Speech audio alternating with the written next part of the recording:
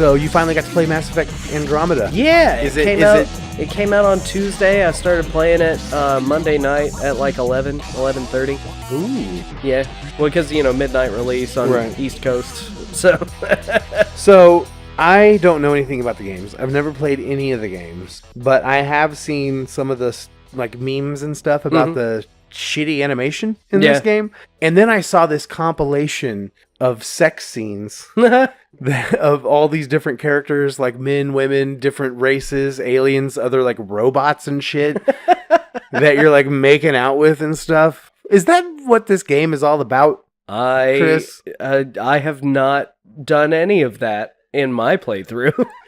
But I keep hearing about Mass Effect, and there what I hear are about sex the most scenes in all of them. Yes.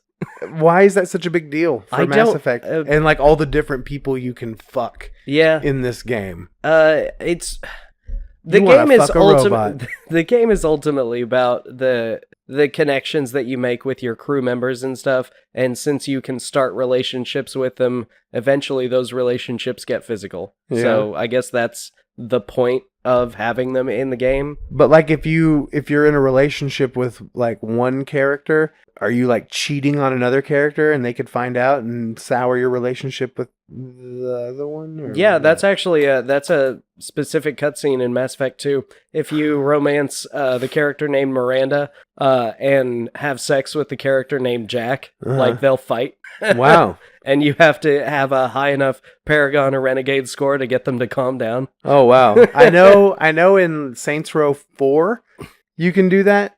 You can fuck just about anybody. Oh yeah. Yeah, you can. Which I think is a joke of Mass Effect. Hey Kinsey, wanna fuck? Yeah. So anyway, tell me about the game. Okay. So the beginning of the game, it takes place, I think, 5 to 10 years before the beginning of the first Mass Effect game. So it's a prequel. No. Oh. Because it takes place on this ship as the arc of humans is leaving the Milky Way galaxy. Then it takes 634 years before they reach Andromeda. So it technically takes place 600 some years in the future after the end of the Mass Effect series 1 through 3. So, not to get off on a different thing here, but like I said, I've never played the games. Was the ending of Mass Effect 3 that bad? Yeah, the original one was really bad, and then they did like a patch update that changed it a little bit, but it was still pretty bad. Okay. Anyway, go on. Yeah. Does that affect how this game Nope, starts? Not even a little bit. Okay, great. The only thing that you can pick in character creation about Shepard as a character, the main character of the first 3 Mass Effect games, is whether they're a man or a woman. And I still have yet to see whether that even has any bearing on the story whatsoever. So, in Andromeda, do you get to be the same character, or are you different? Or? Well, no, you're obviously not the same character. You are Ryder. The last name is Ryder, like Shepard was the last name in the first 3 games. The last name is Ryder this time, so everybody calls you either Ryder or Pathfinder, because that is your job. When you arrive in Andromeda, there's this thing called the Scourge. It's like just this massive web of dark energy that's extending throughout all of this habitable zone that, 600 years prior had been like pretty clear. Like all of these planets looked like they were habitable, that they would be fine for humans to move on as soon as we arrived. But they've all been ravaged by ancient technology, this Scourge thing, this dark energy web, and these aliens called the Ket, who are your primary antagonist in this game. Okay. And so your job as Pathfinder is to go to these planets, find a way to make them viable for humans and the other alien races of the Milky Way galaxy to live on. And excuse me. There are various ways that you can do that, setting up your colonies and all kinds of fun stuff like that.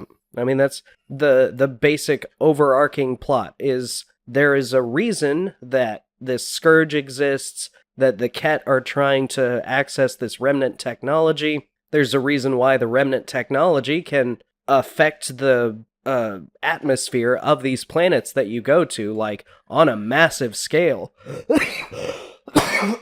Come on, dude. Oh, it hurt, actually. You're in pain. Yeah. So anyway, it's a third-person shooter, right? Yeah, third-person shooter RPG. Yeah. Because you get skills that you can upgrade and, make better. And lots of weapons, lots of different abilities. There's lots of cool shit you can do. So, as an RPG, like, how many hours do you think you can get into that game? I am, I think, just under a day's worth of playtime right now. Uh-huh. One of my friends who's also really, really into Mass Effect has over 2 days right now and is probably only a little bit farther than I am in the story. How do they think the game is? I actually haven't asked as her. a huge Mass Effect fan. But, I mean, she's still playing it, every day for hours at a time. Now, I heard a reviewer say that the menus are a little counterintuitive. Yeah. And is that like a big hindrance on the game, or is it something you just have to get used to? Yeah, it's just something you have to get used to. Inventory management's a little fussy. The crafting system is... crafting. Yeah, of course, there's a crafting system. It's got crafting! It's got crafting, you guys! It makes sense. Finding resources in order to actually craft the things that you research... I'm having a little bit of trouble with that right now, but I am still just less than a day into this game. I'm on, the third planet that you can even go to. How many planets are there that you can visit, and do you choose one to be, like, your homeland, or... Well, alright, so when you get into this, you go to, Habitat 7. There were these 7 planets that were being considered for habitation before these scientists and stuff left the Milky Way galaxy. Mm-hmm. So you arrive at the one that was most promising, Habitat 7, and it's just being ravaged by the Scourge. You find this remnant technology that clears the atmosphere of this giant electromagnetic storm that was fucking everything up, so you can escape this planet. The Ket are there, they, attack you on sight, but you find that this remnant technology has the ability to affect the habitability of these planets in a massive fashion, because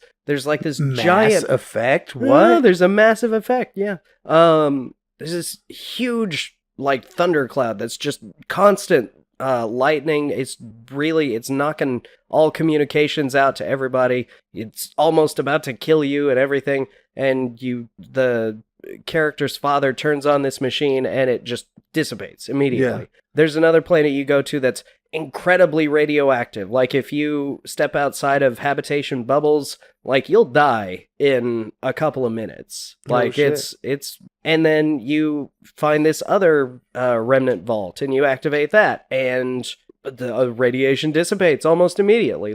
There's a mystery that's going on. And, I'm only on, the planet right after that in the story mode, so I still have no idea what it is. But I'm enjoying playing it, and I'm looking forward to seeing where it goes. So, okay, I've never played a Mass Effect game before. Would this be a game? Would you be like, you know what? It would be okay for you to start with this one? Oh, yeah. No, without question. There's probably some stuff regarding the alien races that you wouldn't fully understand, but it's explained, and there are dialogue options that you can ask the alien characters to get them to explain stuff from the first 3 games. Maybe I'll check it out. It's a pretty good diving in point into the Mass Effect universe. You get a pretty good idea of who these characters are, where they come from, what their races are like. Right. And I mean, that's what the Mass Effect series has always been about. It's the interactions between the characters and the characters' interactions with the grand scheme of life. And fucking. And also fucking. Prominent amounts of fucking. Yeah. Interesting. And shooting things. I might give that one a shot.